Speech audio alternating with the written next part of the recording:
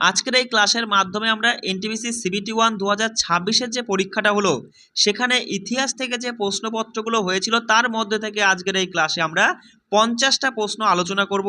তোমরা যারা সামনে এনটিপিসি গ্র্যাজুয়েট এবং আন্ডার গ্র্যাজুয়েটের জন্য প্রিপারেশন নিচ্ছ তোমাদের জন্য কিন্তু এই প্রশ্নগুলো খুবই কার্যকরী, তাই বলছি একটু মনোযোগ দিয়ে আমার কথাগুলো শোনো, দেখবা এই ক্লাসের মাধ্যমে প্রত্যেকটা বিষয় প্রত্যেকটা প্রশ্ন তোমার মাথায় থেকে যাবে। প্রথম প্রশ্ন দেখো, বলছে 2013 সালে রাখিগড়ি হরপ্পা স্থল সম্পর্কিত একটি প্রধান প্রত্নতাত্ত্বিক বা বৈজ্ঞানিক গবেষণার সূচনা কে করেছিলেন? তা তিনি হলেন বসন্ত শিল্ডে। মাথায় রাখবে, বসন্ত শিল্ডে, যিনি 2013 সালে এই রাখিগড়িতে একটি প্রত্নতাত্ত্বিক গবেষণা চালিয়েছিলেন। কেমন? বলছে প্রথম বিশ্বযুদ্ধের সময় এই গদর পার্টির বিপ্লবী প্রচেষ্টা অনেকাংশে ব্যর্থ হয়েছিল, তার প্রধান কারণ কি ছিল? তা সেটা হচ্ছে সশস্ত্র বিপ্লবের প্রতি জনগণের উদাসীনতা। কি বললাম দাদা? প্রথম বিশ্বযুদ্ধের সময় তোমার এই গদর পার্টির বিপ্লবী প্রচেষ্টার অনেকাংশেই ব্যর্থ হয়েছিল, তার মূল কারণ ছিল সশস্ত্র বিপ্লবের প্রতি জনগণের উদাসীনতা। দেখো পরের প্রশ্ন কিছু বক্তব্য দিয়েছে, কোনটা বা কোনগুলো সঠিক সেটা জানতে চাইছে। প্রথমেই বলছে যে আর্থিক বিকেন্দ্রীকরণ সম্পর্কে লর্ড মেও 1870 সালে প্রস্তাবে স্থানীয় স্বশাসনের প্রতিষ্ঠানের উন্নয়নের পরিকল্পনা করা হয়েছিল। একদম সঠিক তত্ত্ব যে দাদা 1870 সাল নাগাদ ওই লর্ড মেও তিনিই কিন্তু স্থানীয় স্বশাসন প্রতিষ্ঠানের পরিকল্পনাটা করেছিলেন। তাহলে এটা সঠিক তত্ত্ব। বলছে বিকেন্দ্রীকরণ সংক্রান্ত রয়্যাল কমিশনের সভাপতি ছিলেন হব হাউস। এটাও ঠিক যে বিকেন্দ্রীকরণ সংক্রান্ত রয়্যাল কমিটির বা রয়্যাল কমিশনের সভাপতি ছিলেন হব হাউস। বলছে 1919 সালে ভারত সরকার আইনের অধীনে স্থানীয় স্বশাসন একটি সংরক্ষিত বিষয় হয়ে দাঁড়ায়। এটা কিন্তু বস ঠিক নয়, কারণ আমরা পড়েছি কি যে 1919 সালে ভারত সরকার আইনের অধীনে স্থানীয় স্বশাসন এটি দুটি বিষয়ে ভাগ হয়ে যায়, একটা সংরক্ষিত আর একটা হস্তান্তরিত, দুইটি বিষয়ে ভাগ হয়ে যায়। সেই জন্য এই অপশন 3-এরটা সঠিক নয়, তাই আমরা বলবো শুধু 1 এবং 2 সত্য। চলে আসো, বলছে কোন মন্দিরের গর্ভগৃহে চতুর্মুখ বিষ্ণুর মূর্তি প্রতিষ্ঠিত? মানে 4 মুখ বিশিষ্ট বিষ্ণুর মূর্তি রয়েছে কোন মন্দিরে? সেটা ওই খাজুরাহোর লক্ষণ মন্দির। মাথায় রাখবে, লক্ষণ মন্দির, খাজুরাহোর লক্ষণ মন্দিরেই তুমি 4 মুখ বিশিষ্ট বিষ্ণুর মূর্তিটা দেখতে পাবে। বলছে নিম্নলিখিতদের মধ্যে কে রাজশেখর চরিত্র রচনা করেছিলেন? বলো। তা মাথায় রাখবে যে এই তোমার এই মাদ্দোয়াগাড়ি মল্লানা। কি বললাম?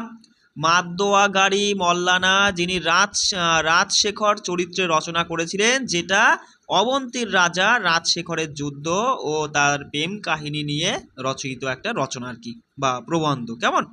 বলছে দেখো যে মধ্যপ্রস্তর যুগে ভারতে শুল্ক সরঞ্জাম তৈরির জন্য প্রধানত কোন প্রযুক্তি ব্যবহার করা হতো? তা সেটা হচ্ছে লেভাললোয়া প্রযুক্তি। কি বললাম? দেখো যে লেভাললোয়া প্রযুক্তি ব্যবহার করা হতো তোমার এই মধ্যপ্রস্তর যুগের সময়। কিসের জন্য? শুল্ক সরঞ্জাম তৈরি করার জন্য। বলছে নিম্নলিখিতগুলির মধ্যে কোনটি বানাস সংস্কৃতির উৎখনিত স্থান নয়? প্রশ্ন ভালো করে শুনবে, ঠিক আছে? তা সেটা হচ্ছে দাদা ওই তোমার এই নাগদা। ঠিক আছে, তা আমরা দেখব যে এই বানাসের সাথে কোনগুলো সম্পর্কিত বা বানাস সংস্কৃতির উৎখনিত স্থান কোনগুলো। তা মাথায় রাখবে যে তোমার এই গিলুন্ড বাগর আহার। কি বললাম? গিলুন্ড বাগর আহার। বলছে নিম্নলিখিতগুলির মধ্যে কোনটি মহারাষ্ট্রের দৌলতাবাদ দুর্গের ভেতরে অবস্থিত একটি গুরুত্বপূর্ণ স্মারক নয়?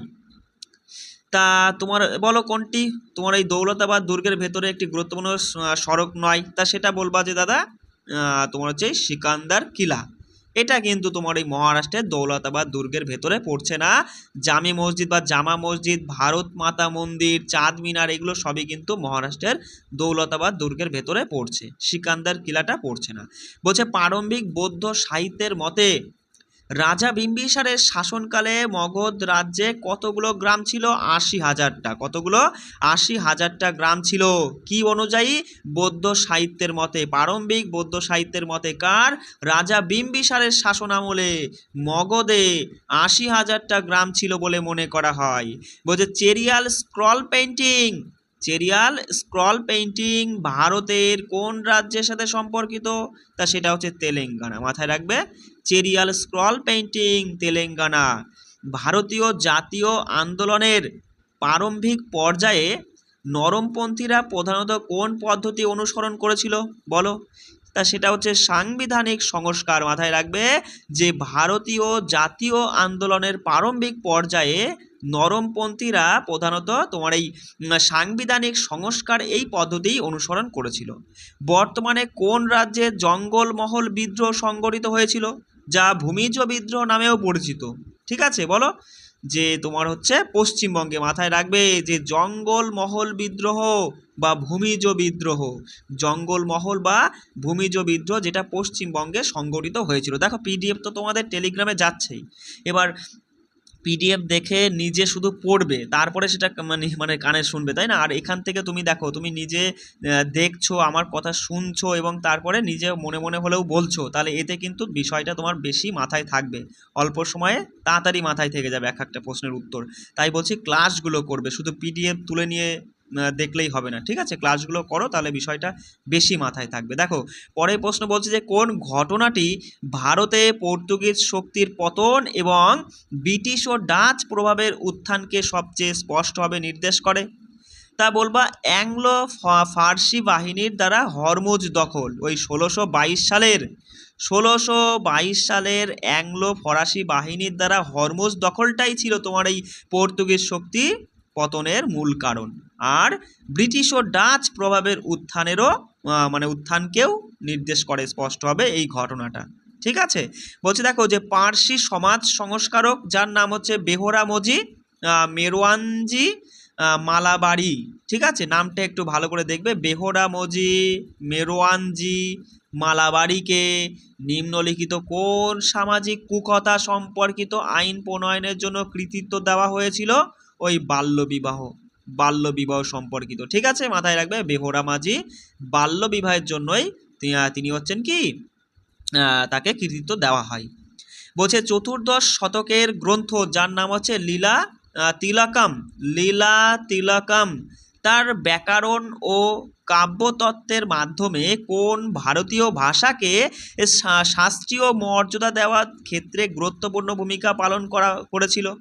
তা মালায়ালম। মাথায় রাখবে চতুর্দশ শতকে যে গ্রন্থটার নাম হচ্ছে লীলা তিলকম এই গ্রন্থটার তার ব্যাকরণ ও কাব্যতত্ত্বের মাধ্যমে ভারতীয় একটা ভাষা যার নাম মালায়ালম ভাষা, এই মালায়ালম ভাষাকেই শাস্ত্রীয় মর্যাদা দেওয়া হয়েছিল এই কাব্যটা এই গ্রন্থটা লেখার জন্য। তাহলে যদি বলে যে লীলা তিলকম গ্রন্থটি কোন ভাষায় রচিত বা এই গ্রন্থটা কোন ভাষায় লেখা, বলবা মালায়ালম ভাষায় লেখা। কেমন? বলছে নিম্নলিখিতগুলির মধ্যে কোন বক্তব্যটি সংবাদপত্র দ্য হিতবাদ সম্পর্কে ভুল? তো দেখো দ্য হিতবাদ এটি 1911 সালে নাগপুরে প্রতিষ্ঠিত হয়েছিল। দেখো বিষয়টা বুঝতে পারছো যে প্রশ্ন লেভেলটা দেখাচ্ছ কেমন এসেছে, তোমাকে এই দা হিতবাদ সম্পর্কে পুরোটাই জানতে হবে, তবেই তুমি কিন্তু প্রশ্নের সঠিক উত্তর করতে পারবে। তাহলে জেনে নাও যে দাদা এটি 1911 সালে ওই নাগপুরে প্রতিষ্ঠিত হয়, আর এটি ছিল ইংরেজি একটা দৈনিক সংবাদপত্র। এটি ইংরেজি দৈনিক সংবাদপত্র, এটি গদর আন্দোলনের মুখপত্র ছিল, এটা কিন্তু ঠিক নয়। আর মাথায় রাখবে এই দা হিতবাদ এটা হচ্ছে গোপাল কৃষ্ণ গোখলে প্রতিষ্ঠা করেছিলেন। পরের প্রশ্ন বলছে গুজরাটে অবস্থিত প্রত্নতাত্ত্বিক স্থান লঙ্ঘনাজ যা ক্ষুদ্র পাথরের সরঞ্জাম ও শিকারী সংগ্রাহক সম্প্রদায়ের প্রমাণের জন্য পরিচিত ভারতের কোন প্রাগৈতিহাসিক সাংস্কৃতিক পর্যায়ের সঙ্গে সম্পর্কিত? তা সেটা হচ্ছে মধ্য পাথর যুগের সংস্কৃতির সাথে সম্পর্কিত। মাথায় রাখবে গুজরাটে অবস্থিত। কোথায়? তোমার এই গুজরাটে অবস্থিত লঙ্ঘনাজ, নামটাও মাথায় রাখবে যে লঙ্ঘনাজ যেটা গুজরাটে অবস্থিত, আর এটা তোমার হচ্ছে মধ্য পাথরের যুগের সংস্কৃতির সঙ্গে সম্পর্কিত। নিম্নলিখিতগুলির মধ্যে কোন প্রতিষ্ঠানটি স্বদেশী আন্দোলনের সময় প্রতিষ্ঠিত হয়েছিল বলো? তা সেটা বেঙ্গল ন্যাশনাল কলেজ স্বদেশী আন্দোলনের সময় প্রতিষ্ঠিত হয়। ভুবনেশ্বরে অবস্থিত দশম শতাব্দীর লিঙ্গরাজ মন্দিরের কোন বৈশিষ্ট্য তোমার এই নাগর স্থাপত্য শৈলীকে প্রকাশ করে বলো? তা সেটা হচ্ছে বাঁকানো আকৃতির শিখর মিনারটা। কি বললাম? বাঁকানো আকৃতির শিখর মিনারটা, যেটা তোমার এই হচ্ছে নাগর স্থাপত্য শৈলীকে প্রকাশ করে। তাই এখানে বুঝতে থাকো, একটা প্রশ্ন থেকে কিন্তু তুমি অনেক তথ্য জানতে পারছো যে লিঙ্গরাজ মন্দির এটা তোমার এই ভুবনেশ্বরে অবস্থিত, আর এটা দশম শতাব্দীতে তৈরি হয়েছিল, তাই না? দশম শতাব্দীর দিকে। আর এর একটা বিশেষ বৈশিষ্ট্য কি, এর মাথার বা উপরে যে শিখরটা, যেটা বাঁকানো আকৃতির শিখর মিনার রয়েছে, সেটা তোমার এই নাগর স্থাপত্য শৈলীকে নির্দেশ করে। কেমন বলছে, বাল গঙ্গাধর তিলককে ব্রিটিশ কর্তৃপক্ষ কেশরী পত্রিকায় রাষ্ট্রদ্রোহমূলক লেখা প্রকাশের অভিযোগে কোন সালে গ্রেপ্তার করেছিল বলো? সেটা হচ্ছে 1908 সালে। মাথায় রাখবে, কেশরী পত্রিকা যেটা হচ্ছে বাল গঙ্গাধর তিলক কর্তৃক একটা লিখিত একটা পত্রিকা, যেটা তোমার এই রাষ্ট্রদ্রোহমূলক কিছু লেখার জন্যই আর কি তাকে গ্রেপ্তার করা হয়েছিল 1908 সালে। কেমন বলছে, ভেল্লোর বিদ্রোহ, কি বললাম? ভেল্লোর বিদ্রোহ কত সালে সংগঠিত হয়? 1806 সালে। মাথায় রাখবে, 1806 সালে ভেল্লোর বিদ্রোহ হয়েছিল। নিম্নলিখিতগুলির মধ্যে কোন সমিতিটি তোমার হচ্ছে অশ্বিনী কুমার দত্ত বরিশালে প্রতিষ্ঠা করেছিল? বরিশাল মানে বুঝতেই পারছো বর্তমানে বাংলাদেশে। তা বলো, সেটা হচ্ছে স্বদেশ বান্ধব সমিতি বা স্বদেশ বান্ধব সমিতি, যেটা তোমার হচ্ছে অশ্বিনী কুমার দত্ত প্রতিষ্ঠা করেছিল বরিশালে। কেমন? পলিগার বিদ্রোহ ভারতের কোন অঞ্চলে হয়েছিল বলো? তা সেটা তামিলনাড়ুতে। মাথায় রাখবে, পলিগার বিদ্রোহ তামিলনাড়ু। কি বললাম? পলিগার বিদ্রোহ তামিলনাড়ুতে হয়।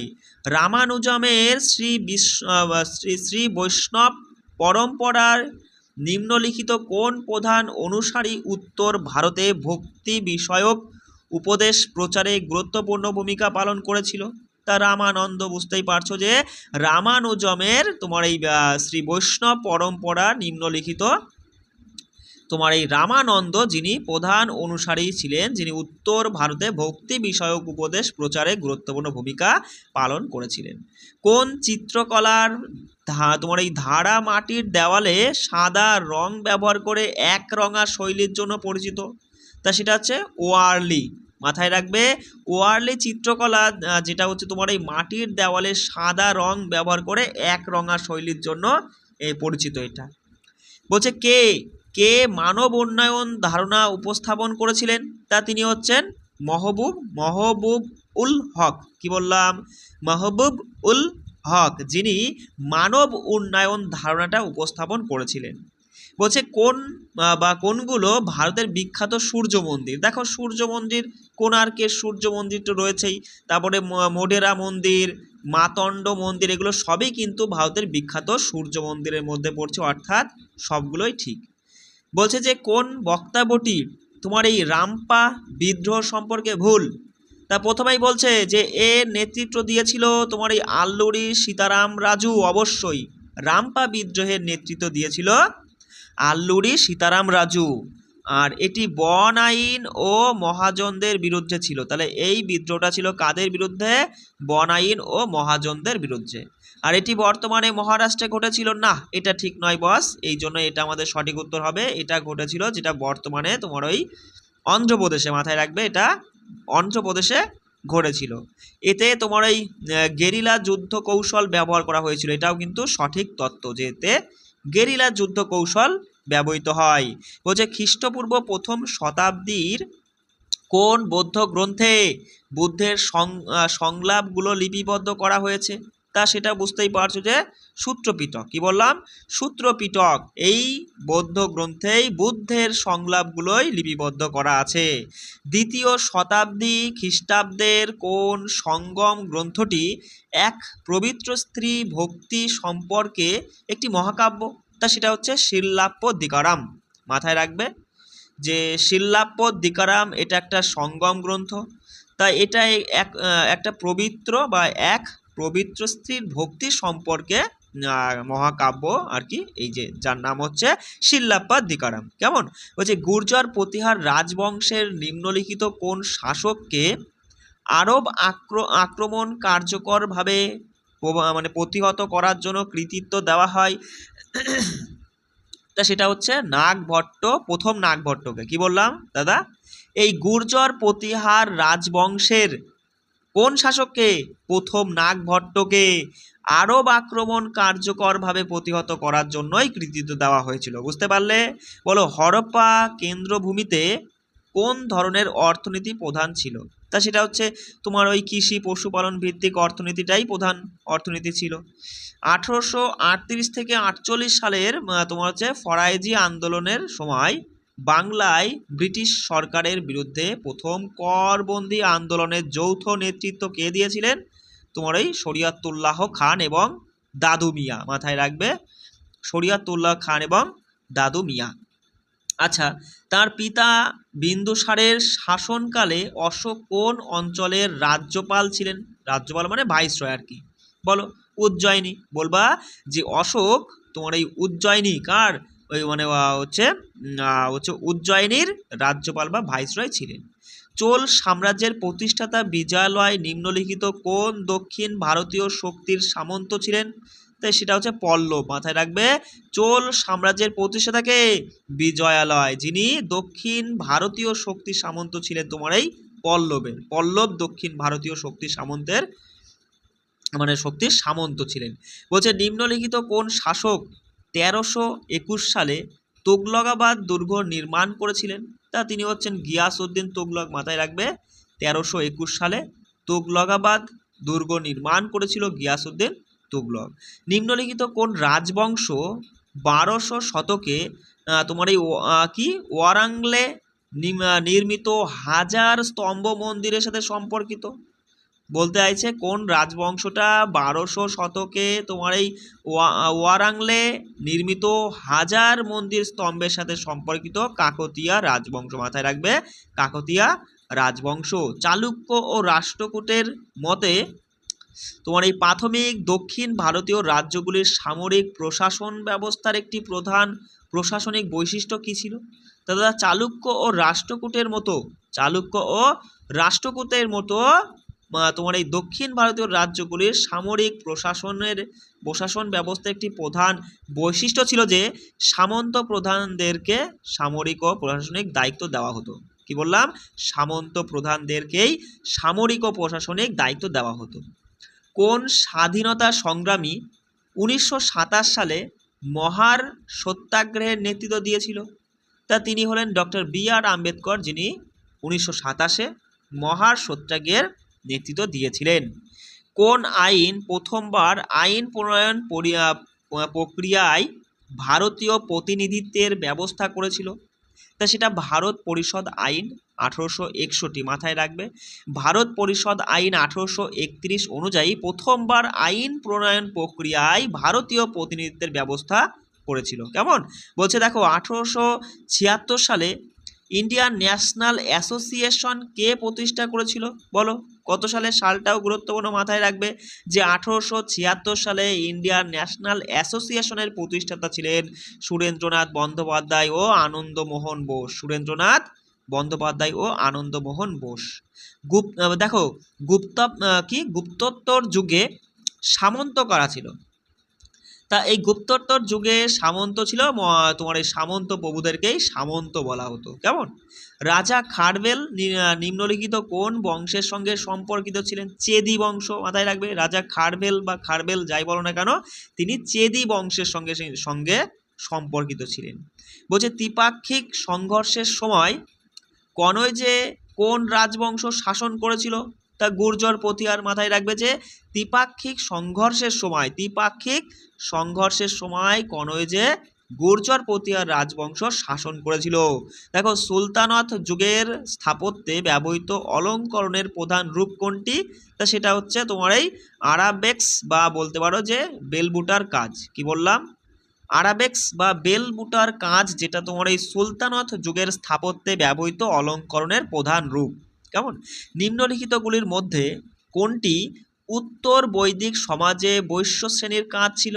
তা বলো যে উত্তর বৈদিক সমাজে বৈশ্য শ্রেণীর কাজ ছিল উৎপাদক শ্রেণী।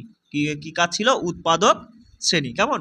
উড়িষ্যায় ব্রিটিশ ইস্ট ইন্ডিয়া কোম্পানির শাসনের বিরুদ্ধে একটি গুরুত্বপূর্ণ প্রাথমিক সশস্ত্র প্রতিরোধ 1817 সালের তোমার এই পাইকা বিদ্রোহ যেটা হয়েছিল।